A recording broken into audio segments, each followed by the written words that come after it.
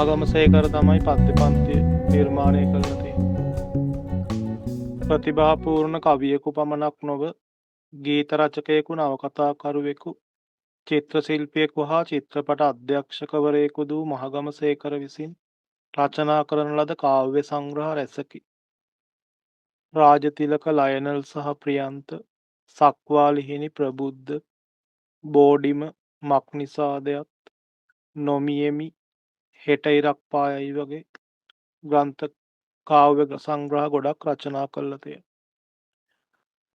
සම්ප්‍රදාය හා නවීනත්වය සම්බන්ධ මධ්‍යස්ථ ආකල්පයක පසු වූ මොහු කොළඹ කවියෙහි එනම් සඳෙස් කවියේ හා නිසඳෙස් කවියේ සාධනීය හා නිෂේධනීය ලක්ෂණ මනාව අවබෝධ කර ගනිමින් චිරන්තන කාව්‍ය සම්ප්‍රදායේ සාරයත් බටහිර කාව්‍ය සම්ප්‍රදායේ ගැඹුරු චින්තනයත් ජන කවියේ නිර්ව්‍යාජ සරල සුකනම්‍ය භාවයත් ස්වකීය කවියේ නොමදව භාවිතා කරමින් නවතම කාව්‍ය ප්‍රවේශයක් පිළිබඳ අත්හදා බැලීමේ නිරත වේ.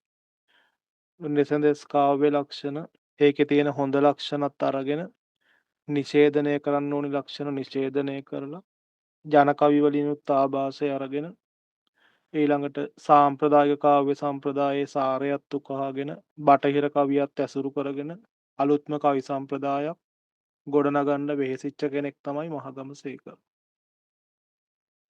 ප්‍රබුද්ධ මොහුගේ කාව්‍ය නිර්මාණ අතුරින් අග්‍රඵලය ලෙස සැලකෙන අතර වර්තමාන තත්ත්වය දක්වාම කවිය ප්‍රවේශ කරවීමේ හැරවුම් ලක්ෂය ලෙස මහගමසේකර කවියා හැඳින්විය හැකිය.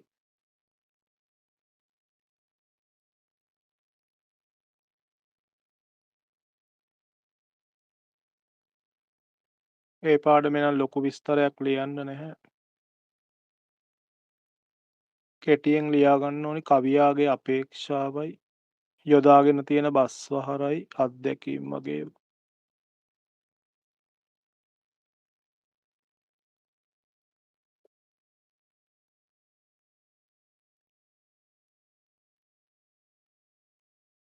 මේකෙදි කවියා අපේක්ෂා කරන්නේ දරුවන් කෙරෙහි දේශාභිමානය කියන එක ඇති කිරීම.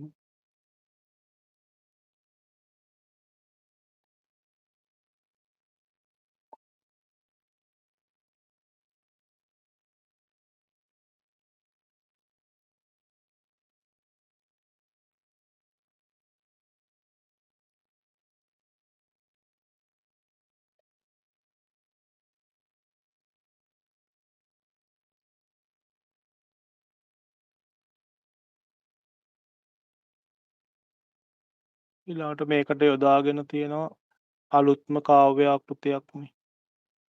ඒ නිසා අපිට සඳස් නිසඳෙස් කියනවට වඩා සැහැලි කවියාකෘතියක් තමයි භාවිතා කරලා තියෙන්නේ.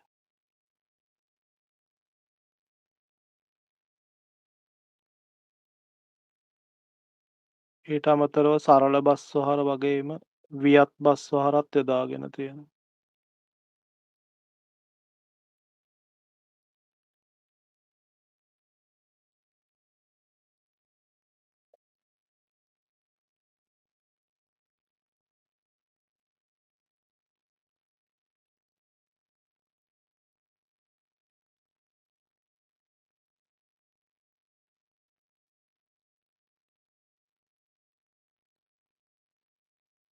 ඔය ටික තමයි මූලික වශයෙන් හැඳින්වීමට තියෙන්නේ. ඒකෙත් කවි ටික අරගෙන බලන්න ඕනි ඒ ලක්ෂණ ඉදිරිපත් වෙලා තියෙන විදිය.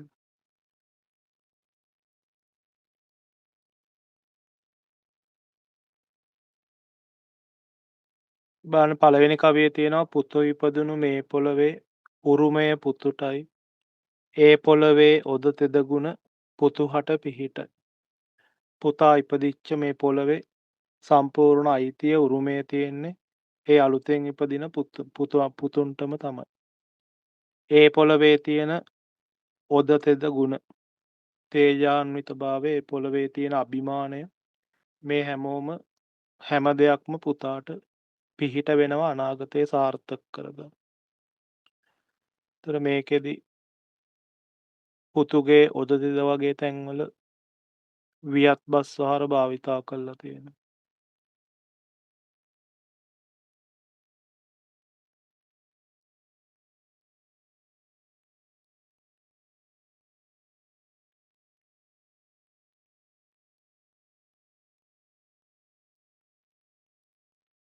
ඊළඟට අතීතයේ ජීවත් වෙච්ච චරිත ටිකක් ඉස්මතු කරලා ඒ ඇසුරෙන් දේශාභිමානය වර්ධනය කරලා තියෙනවා. විහාර මහ මෑණිවරුන් ඉපදුණු පොළවයි. මද්දුම බණ්ඩාර පුතුන් ඉපදුණු පොළවයි. රාසිය මහ සෙන්දෙවිඳුන් ඉපදුණු පොළවයි. මින් මතුවට ඒ පොළවේ උරුමය පුතුටයි. අතීතයේ ජීවත් වෙච්ච වීරවරුවන් වීරවරියන් සිහිපත් කරලා අලුත ඉපදුණු පුතා කෙරෙහිත් දේශාභිමානය ඇති කර.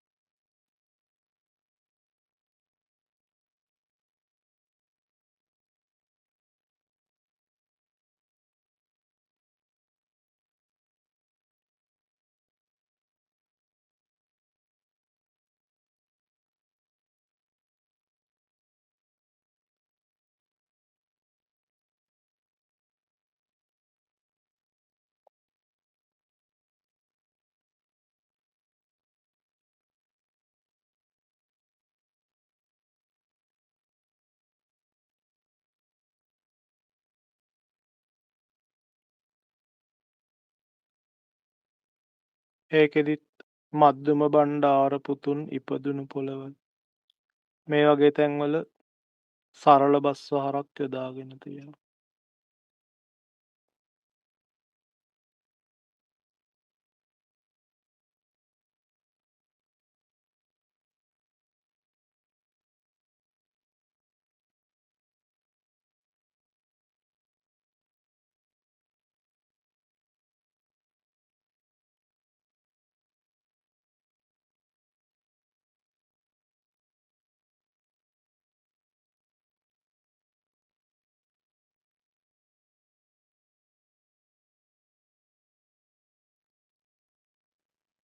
ඊ ලංකාවේ තියෙනවා මහසෑරන් කොතමුදුනේ ගණරන් කිරණයි සිරිමාබෝ මැඩසෙවනේ සිහිලැල් පවනයි.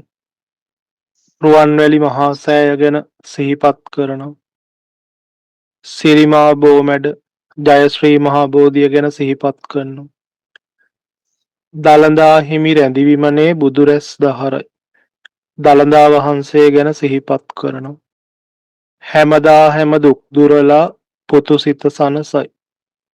තොට ඒකෙදී සංස්කෘතික උරුමයන් ඒව ගැනම් සිහිපත් කරලා දේශභිමානය ඇති කරන එක තමයි කල්ලති.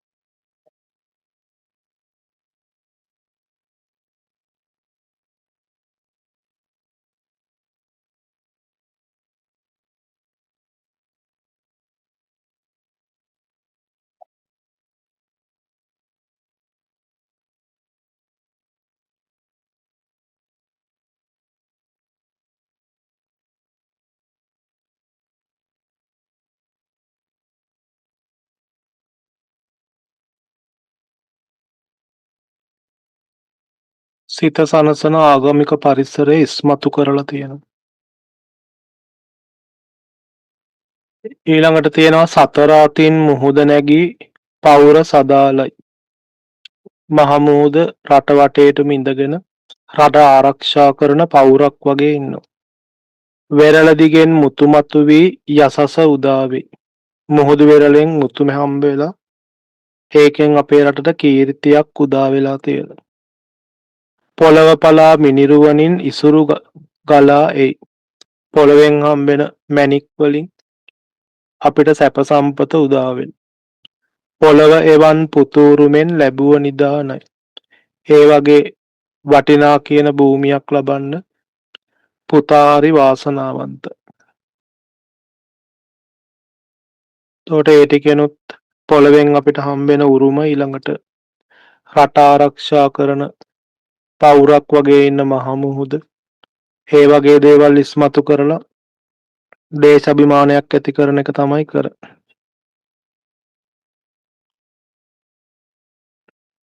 ඒකේ සතර අතින් මුහුදු නැගී පවුර සදාලයි. දේශයට ආරක්ෂාව සැලසෙන ආකාරය.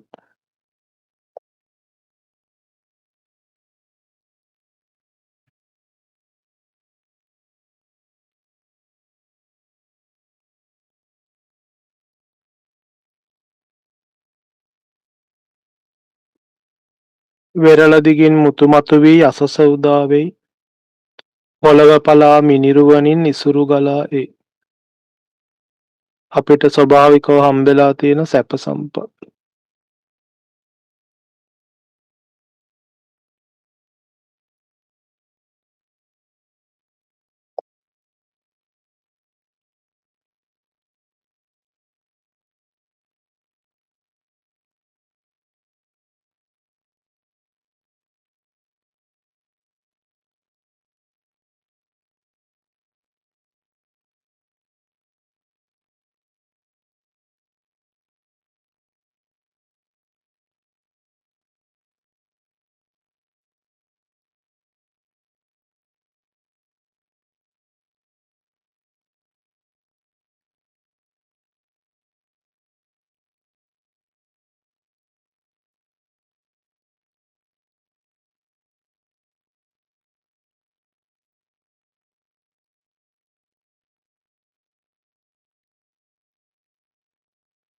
මහ පොළොවෙන් උරුම වන අමිල සම්පත් පිළිබඳ සිහිපත් කළා දේශාභිමානය ඇති කරලා තියෙනවා.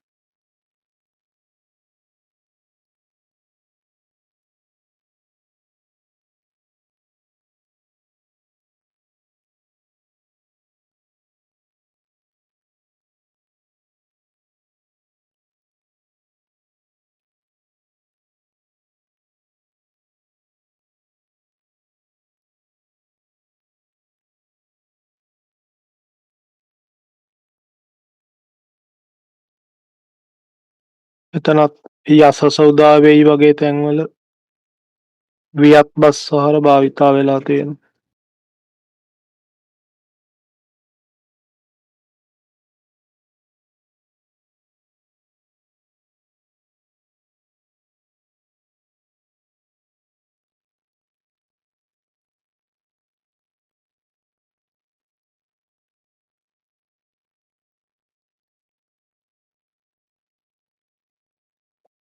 ඊළඟ පද්‍ය පන්තේ පුරාම රසය කුළු ගැන්වෙන ආකාරයේ කාව්‍යාත්මක යෙදුම් යොදාගෙන තියෙනවා.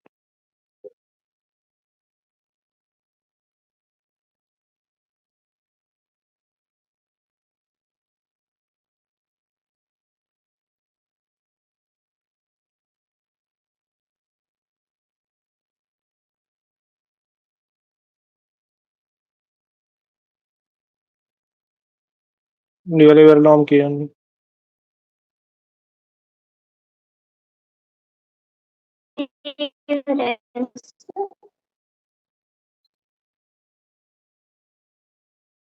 මේ පේපරේ කෙටි ප්‍රශ්න ටිකට උත්තර ලියන්නකෝ. ගෲප් එකට දාලා ඇති පේපර් එක.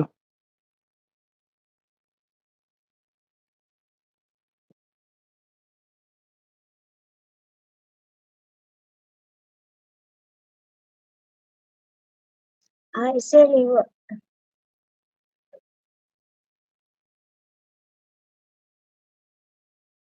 උත්තර ලියපේවා කියන්නකෝ. පද්‍ය නිර්මාණයේ රචකයා නම් කරන්න තියෙනවා. මහවංශයක කවියාගේ අපේක්ෂාව. දරුවන් කෙරේ දේශාභිමානය වර්ධනය කිරීම. ඊළඟ එකෙත් කවියා අයිති කවි පරපුර අහලා තියෙනවා. කොළඹේ විහාර මහා මෑණිය සහ මද්දුබ්බණ්ඩාර නාමයන් කවියා යොදාගෙන ඇත්තේ කවර අරමුණකින්?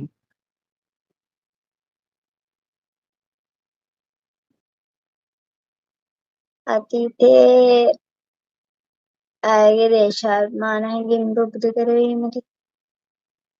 අතීතයේ වීර දූපුතුන් පිළිබඳ සිහිපත් කරමින් දේශාභිමානය ඇති කිරීම.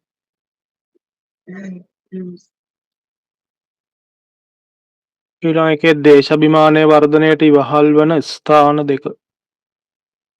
රුවන්වැලි මහා සෑයයි ශ්‍රී මහබෝධියයි. යොදාගෙන තියෙන ආකෘතිය. නිසදස් ආකෘතිය නිසඳෙස් කියලා ලිව්වත් කමන්නේ. අර ඒකේ තියෙනවා නිසඳෙස් කවිවල තියෙන මේ හොඳ ලක්ෂණ අරගෙන නරක ලක්ෂණ බැහැර කරලා අලුත් කවි සම්ප්‍රදායක් තමයි යොදාගෙන තියෙන්නේ. වඩාත් හොඳයි සැහැලි කවි ආකෘතිය කියලා ලියුවා. හරි සර්. ශ්‍රීලක් දෙරණ වට කරපු ආරක්ෂක පවුර කුමක්ද කියලා. මුහුද කියලා මම ලිව්වේ මේ. මහමූද කියලා ලිව්වත් හරිය නැත්නම් රට වටේටම තියෙන මහා සාගරය. පුතුට යසෙසුරු ලබා දෙන මූලාශ්‍රය.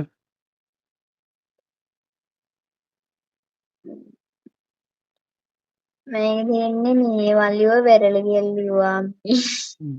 මුතුමැණික් කියලා ලිව්වා. මේ වෙරළ තීරයේ මුතු පවුර කියලා කිව්වා. මේ කවි කොටසෙන් අහලා තියෙන නිසා වෙරළ නැත්තම් වෙරළ තීරයේ තියෙන මුතු පවුර කියලා දාන්න. අර මේ මුතු මතුවී හැම කියලා තියෙනින්ද මං හිතුවේ. ඒ කියන්නේ මේ වෙරළ කියලා විතරක් ලිව්වත් ඇති. මුහුදු වෙරළෙන් අර හැමතැනම මුතු හම්බ වෙන්නේ නැති. මුතු හම්බෙන තැන් තියෙන. ඒකයි මුතු පවුර කියලා දාන්නේ. ඊළඟ එක පුතා ලැබපු නිදාණය කුමක්ද කියලා අහනවා. වෙරළ තීරයේ මුතු පවුරේ. නෑ මේ කවි කොටසෙන් ලියන්න ඕනේ. පොළව පලා මිනිරුවනින් ඉසුරු ගලායි. ඉසුරු හම්බ වෙන්නේ මැණික් වලින්. පොළව එවන් ඒකට ලිව්වේ පොළව කියලා. ලැබූ නිදාණය තමයි සිරිලක් පොළව. රටට සෞභාග්‍ය උදා කරන සම්පත. ඒ අයියෝ මම ප්‍රශ්නෙට වැරද්ද උත්තර ලියලා තියෙනවා. ඒක තමයි ලිව්වේ මේ පොළව සහ මේ මතුවෙන මුතුමැණික්. ඒ කියන්නේ මේ අර ලිව්වේ මැණික් එහෙම කියලා කිව්වා. පොළවෙන් හම්බෙන ඒකේ මේ ව්‍යුහගත ප්‍රශ්න වලටත් උත්තර තනියෙන් ලියන්න දැන්ට නිකම් බලා ගන්න. පද්‍ය පන්තිය නිර්මාණයේදී කවියාගේ අභිමතාර්ථය අහලා තියෙනවා. අතීත වීර දූපුතුන් සිහිපත් කරමින් ආගමික සංස්කෘතික උරුමයන් සිහිපත් කරමින් ස්වභාවික සම්පත් ඉස්මතු කරමින් දේශාභිමානය වර්ධනය කරන එක තමයි කවියාගේ අපේක්ෂාව. පුතාට ඉසුරු ලබා දෙනවා මුතු මැණිකුයි මිනිරුවන් නැත්තම් මැණික් මුතු සහ මැණික් කියන දෙක.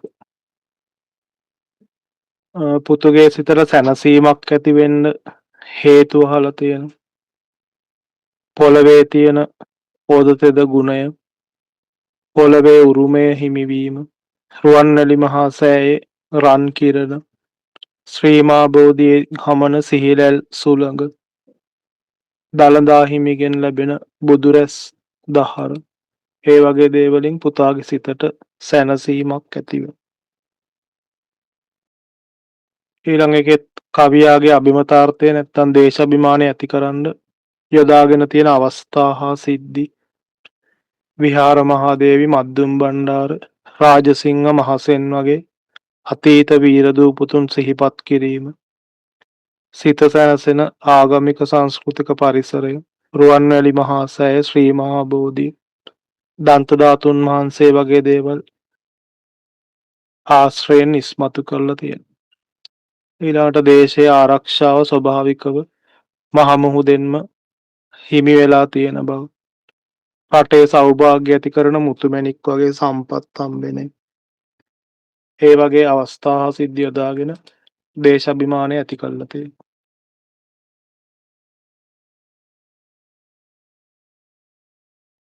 මේකේ විචාර ප්‍රශ්න දෙකක් ලියපු ඒවා තියෙනවා. ඒ දෙකත් පොඩ්ඩක් බලමු.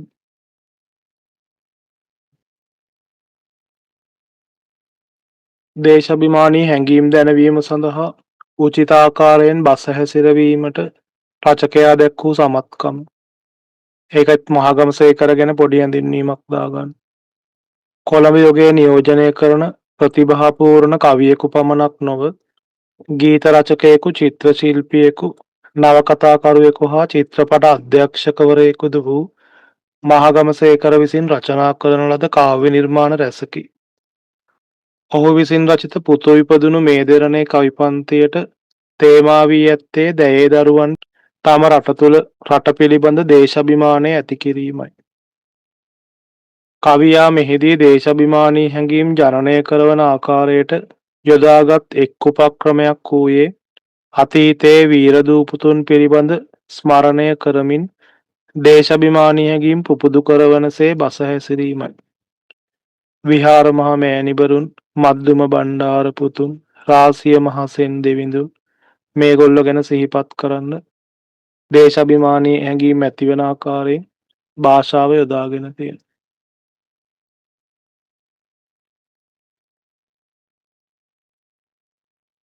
යම් පුද්ගලයෙකු කරන ලද වීර ක්‍රියා සිහි කිරීමේදී අප තුළ ධෛර්යවත් බවකින් යුතු හැඟීමක් පුබුදු වේ.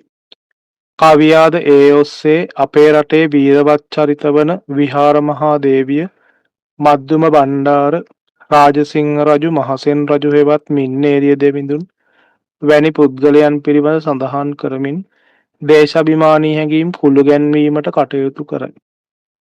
මෙහි පුතු ඉපදුණු පොළවයි යනුවෙන් කිහිප තැනක සඳහන් වුවත් එය පුනරුද්දොස්වලට අයත් නොවන ආකාරයට කාව්‍ය රසය ජනනය වන පරිදි ඉදිරිපත් කර ඇත. නැවත නැවත එකම දේ පාවිච්චි කරත් ඒකේ කවිය රසයට බාධාවක් නොවන ආකාරයෙන් ඒක භාවිතා කරලා තියෙනවා. මහසෑරන් කොත මුදුනේ සිරිමාබෝ මැඩසෙවනේ දළදා හිමි රැඳි විමනේ මගේ මහගමසේකරයන් විසින් අපේ රටේ පවතින සංස්කෘතික ආගමික වශයෙන් වැදගත් ස්ථාන වූ ශ්‍රී මහා බෝධිය, රුවන්වැලි සෑය, දළදා මැදුර ආදිය පිළිබඳව සඳහන් කරයි. තවද ස්වභාවික සම්පත් වලින් අනූන රටක් වූ මෙරට දූපුතුන්ටත් ජීවත් වන්නන් හටත් සෞභාග්‍ය උදා කරගත හැකි බවද රටට ස්වභාවිකව ආරක්ෂාව ලැබෙන බවද සඳහන් කරමින් සරලව භාෂාව යොදා ගනිමින් නිර්මාණය අලංකාර කොට ඇත. වෙරළ දිගෙන් මුතු මතු වී යසස උදා වෙයි. ඒ පොළවේ ඔද තෙද ගුණ පුතු හට පිහිටයි. මේ වගේ තැන්වල වියත් බස් වහරකුත් භාවිතා වෙලා තියෙනවා.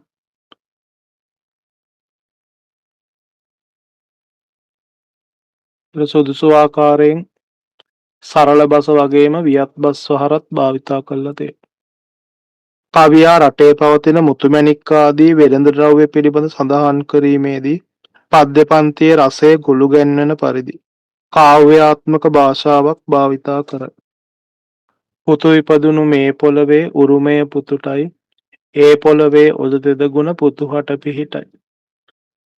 මෙහිදී කවියා පද්‍ය සඳහා යෝග්‍ය වියත් බස් වහරක් යොදාගත් බව ඒ පොළවේ ඔද තෙද ගුණ යන පාඨයෙන් පැහැදිලි වේ.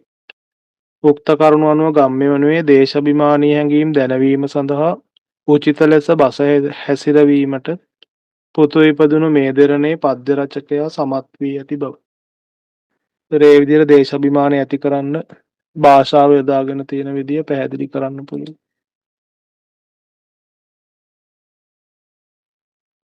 ඊළඟට 2016 අවුරුද්දේ අහලා තිබිච්ච එක අර්ග 2021 අහලා තිබ්බ බස් වහර ගැන. ළමා මනසේ දේශාභිමානය දැනවීමේලා පුතු ඉපදුණු මේ දෙරණ නිර්මාණය ඉවහල් වන ආකාරය. ළමයින්ගේ සිත් තුළ දේශාභිමානය ඇති කරන එක තමයි පද්‍ය පන්තිය පුරාම සිදු කරන්නේ. ඒකෙත් අර වගේ මහාගමසේ කරගෙන පොඩි හැඳින්වීමක් ලියලා තියෙනවා. අප වැඩිහිටියන් වුවද කුඩා කල සිටම අතීත වීරවරුන් පිළිබඳ කතන්දර පවසයි. ඔවුන් මෙරට විදේශීය ආක්‍රමණවලින් බේරා ගැනීම සඳහා දිවිපිදූ ආකාරය වර්තමානයේ ජනයාටද ආදර්ශයකි. කුඩා දරුවන්ට අතීත විරුවන් යැයි කියූ වහාම සිහියට නැගෙනුයේ අතීත රජවරු හා වීරපුරන්නප්පු වීරමද්දුම් බණ්ඩාර ගොංගාලේගොඩ බණ්ඩා වැනි පුද්ගලයන්ය. මහාගමසේකර කවියා විසින් අප රටේ එවැනි වීරවරුන් පිළිබඳ සඳහන් කරමින් ළමා මනසේ දේශාභිමානී හැඟීම් සනිටුහන් කිරීමට උත්සුක වී ඇත. ඒකට විහාර මහා මෑණිවරුන් කවි කොටස අරගෙන තියෙනවා.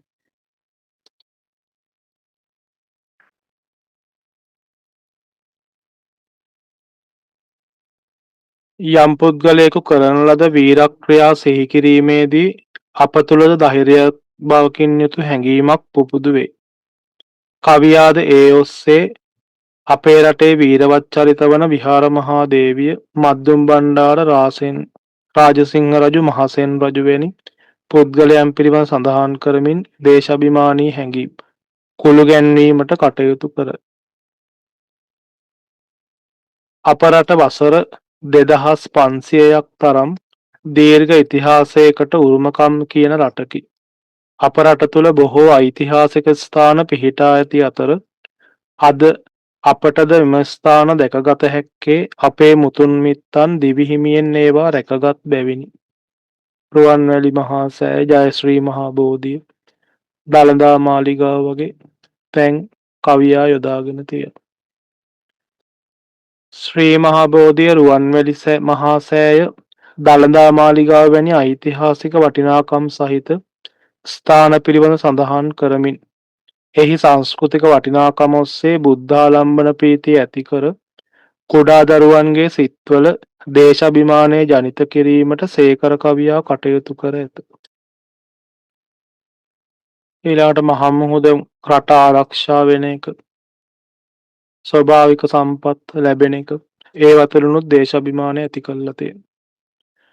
මෙරටට ස්වභාවිකව ආරක්ෂාව ලැබෙන අතර මුතුමැණික් ආදී ස්වභාවික සම්පත් ඔස්සේ මෙරට සෞභාග්‍ය උදා කරන බවද දැක්වීමෙන් කවියා ප්‍රයත්න දරා ඇත්තේ දරුවන් තුළ දේශාභිමානීය කුළු ගැන්වීමට. උක්ත කරුණුවලට අනුව ගම්මෙවණියේ මේ පද්‍ය පන්තිය ළමා මනසේ දේශාභිමානය දැක්වීමේලා ඉවහල් වී ඇති බව.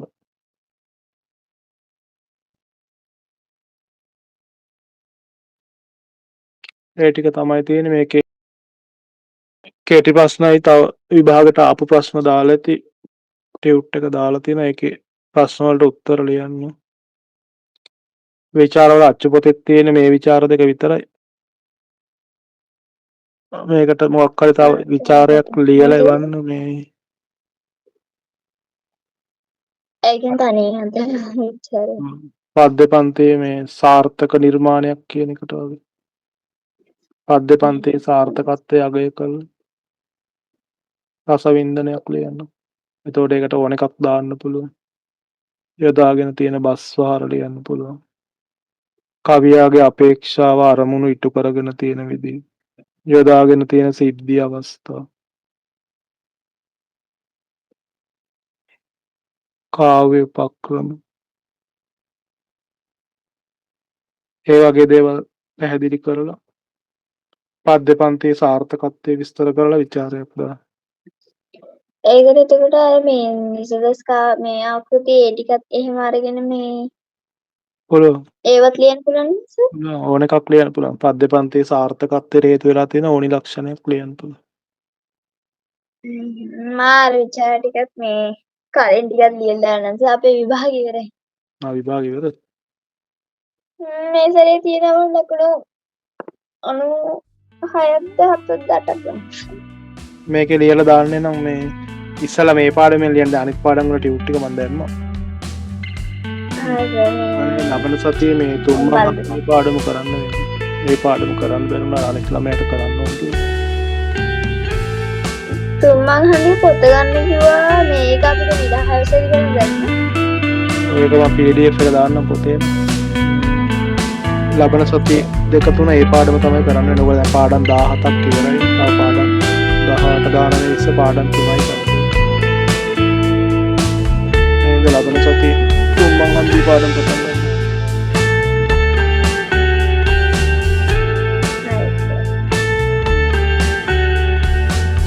ඒ අතරේ මේක ලියලා දාන්න. නැත්නම් මේක ටියුට් එකක් නිකන් දාන්න.